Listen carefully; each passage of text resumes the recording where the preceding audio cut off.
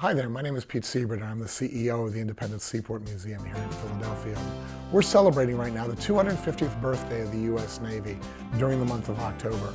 Especially in the first 2 weeks of October, it's a great opportunity to come down and visit us here at the Seaport Museum. A lot will be happening along the waterfront here, all commemorating the birthday of the U.S. Navy and the U.S. Marines. At the same time as we're celebrating this, we also wanted to bring out some treasures from our collection. Objects that hadn't been seen in a while or that maybe would be seen better by camera because of the detail attached to them. One of the most interesting items is this wonderful, wonderful little revolver. This is, of course, the U.S. Navy the Colt 1851 Navy revolver, correctly titled, and I know there are many who are sticklers for it, as the Colt Revolving Belt Pistol of Naval Caliber. One of the most interesting things and why this revolver is associated with the U.S. Navy is that the cylinder, which is this portion, is engraved with the scene of a naval battle. But it's not a naval battle involving the United States.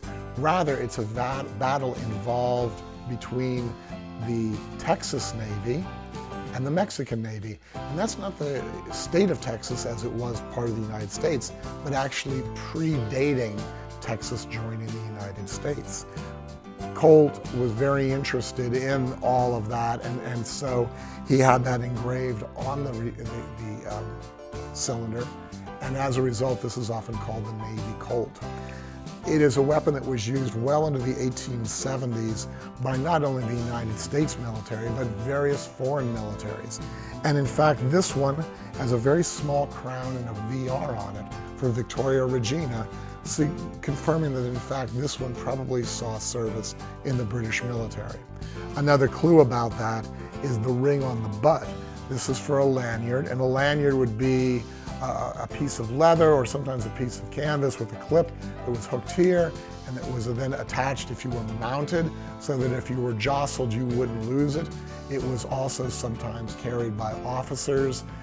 In the First World War you would see lanyards long after this went out of fashion, but the idea of that if there was a risk of losing your sidearm, this kind of kept it attached to you.